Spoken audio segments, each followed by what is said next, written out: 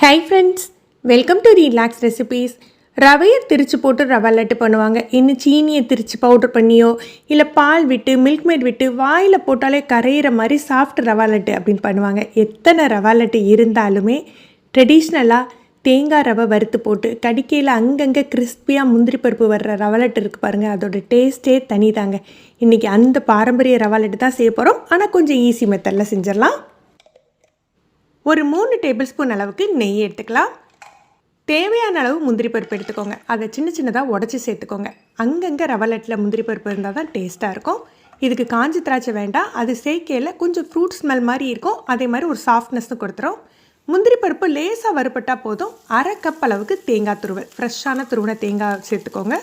தீயை குறைவாகவே வச்சுக்கோங்க. இந்த ப்ராசஸ் ஃபுல்லாக குறைவாக வச்சுட்டு தான் செய்யணும். தேங்காய் துருவல் கலர் மாற ஆரம்பிக்கணும், அந்தளவுக்கு வறுத்துக்கலாம்.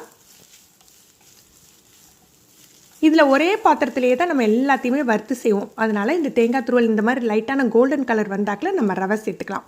1 கப் அளவுக்கு ரவை சேர்த்துக்கோங்க. ரவை எந்த கப்பில் அழைக்கிங்களோ அதே கப்பில் தேங்காய் சீனி நம்ம அளந்துக்கலாம்.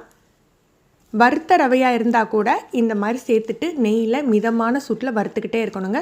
ஒரு 4 நிமிஷம் போல் வறுத்துக்கோங்க. முந்திரி பருப்பு தேங்காய் எல்லாம் ரவையோடு சேர்த்தே வறுபடும். அதனால தான் ரொம்ப கோல்டன் கலர் ஆக்காமல் லைட்டான கோல்டன் கலர் வந்தாக்கில் நம்ம ரவையை சேர்த்து வறுக்க ஆரம்பிச்சிடுறோம். இது நல்லா வறுபட்டு வரட்டும். 4 நிமிஷம் நல்லா வறுபட்டுருக்கு. இப்போ 1 கப் அளவுக்கு சீனி, 1 கப் ரவைக்கு 1 கப் சீனி கரெக்டாக இருக்கும். அப்போ தான் நமக்கு பிடிக்கிறதுக்கு அந்த பாகு பதம் கிடைக்கும். இனிப்பு குறைவாக வேணுங்கிறவங்க ஒரு 2 டேபிள் ஸ்பூன் மட்டும் குறைச்சிக்கோங்க. ஒரு 1/4 டீஸ்பூன் ஏலக்காய் தூள். இதுக்கு ஏலக்காய் தூளே தேவையில்லைங்க. ஏன்னா தேங்காய் வறுத்த நெய்யில் வறுத்த தேங்காயோட மனம் சூப்பராக இருக்கும்.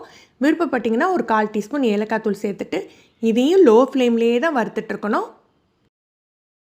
ட்ரெடிஷ்னல் மெத்தடில் இந்த சீனியை பாகாக்கி நம்ம அதில் கொட்டி வறுப்போம். இப்போ கொஞ்சம் ஈஸியாக இருக்கணும் அப்படிங்கிறதுக்காக டேரெக்டாக சீனியை சேர்த்துட்டு ஒரு 2 டேபிள் ஸ்பூன் மட்டும் காய்ச்சி ஆற வச்ச பால் சேர்த்துக்கோங்க. பாலுக்கு பதில் தண்ணி கூட சேர்க்கலாம். பால் சேர்க்கல இன்னும் டேஸ்ட்டு கூடும். நிறைய பால் சேர்க்கக்கூடாது. நிறைய பால் சேர்த்தா சீக்கிரம் கெட்டு போயிடும். பதமும் சாஃப்ட் ஆகிடும். நமக்கு அந்த மொறுமொறுப்பாக இருக்கும் பாருங்கள், அந்த பதம் இருக்காது. 2 டேபிள் ஸ்பூன் பால் சேர்த்துட்டு எல்லா இடத்துலையும் மிக்ஸ் ஆகிற மாதிரி மிக்ஸ் பண்ணி விட்டுக்கோங்க. இது எல்லாமே குறைஞ்ச தீயில் தான் செய்யணும். தீயை கூட்டக்கூடாது.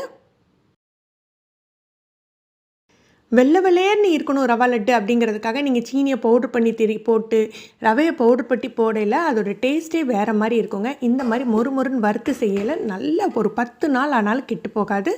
இப்போ இது இன்னொரு பாத்திரத்துக்கு மாற்றிக்கலாம். அதே பாத்திரத்தில் இருக்கையில் இன்னுமே கொஞ்சம் உங்களுக்கு கலரும் மாறும், கொஞ்சம் கிறிஸ்பி ஆகிட்டே இருக்கும். வேறு பாத்திரத்துக்கு மாற்றி கை பொறுக்கிற சூடு வர்ற வரைக்கும் ஆற வச்சுக்கலாம். ஓரளவு கை பொறுக்கிற சூடு வந்தாக்கில் கையில் நல்ல நெய் தடவிக்கோங்க. நெய் தடவுனா அந்த சூடு தெரியாது. இப்போ எடுத்து இறுக்கமாக பிடிச்சிடலாம். நம்ம சீனி சேர்த்துருந்தோம் பாருங்கள், அது கரெக்டாக இலகி அந்த பாகு பதத்தில் இருக்கும். உங்களுக்கு கொஞ்சம் சீனி பாகோடு பிடிக்கிறதுக்கு கஷ்டமாக இருக்குது அப்படின்னா நீங்கள் பாலை லைட்டாக தெளிச்சுக்கோங்க. பாலை ஊற்றிட்டாதீங்க. பால் ஊற்றுனா உங்களுக்கு சாஃப்ட்னஸ் ஆகிடும். அதே மாதிரி சீக்கிரமாக வம்பா போயிடும். பாலை லைட்டாக ஸ்ப்ரிங்கிள் பண்ணிவிட்டு நெய்யை கையில் தடவிட்டு எடுத்து பிடிங்க. நல்லா டைட்டாகவே பிடிக்க வரும். முதல் 2 உருண்டை தான் உங்களுக்கு கொஞ்சம் பிடிக்கிறது கஷ்டமாக இருக்கிற மாதிரி இருக்கும். அதுக்கப்புறம் ரொம்ப ஈஸியாக பிடிச்சிடுவீங்க. அதே மாதிரி மொத்த மாவுலையும் நீங்கள் அந்த மொத்தமாக வறுத்து வச்சுருக்கோம் பாருங்கள், அந்த ரவை ஃபுல்லாக பாலை விட்டு மிக்ஸ் பண்ணாதீங்க. ஓரமாக எடுத்து நெய் தொட்டு பிடிச்சிக்கலாம். ரவை கொஞ்சம் கட்டியாக இருக்குது, அந்த பால் கொஞ்சம் கட்டி பதத்தில் இருக்குதுன்னு தோணுனா நீங்கள் லைட்டாக அந்த பாலை தெளிக்கையிலேயே உங்களுக்கு அந்த சாஃப்ட்னஸ் கிடைச்சிடும்.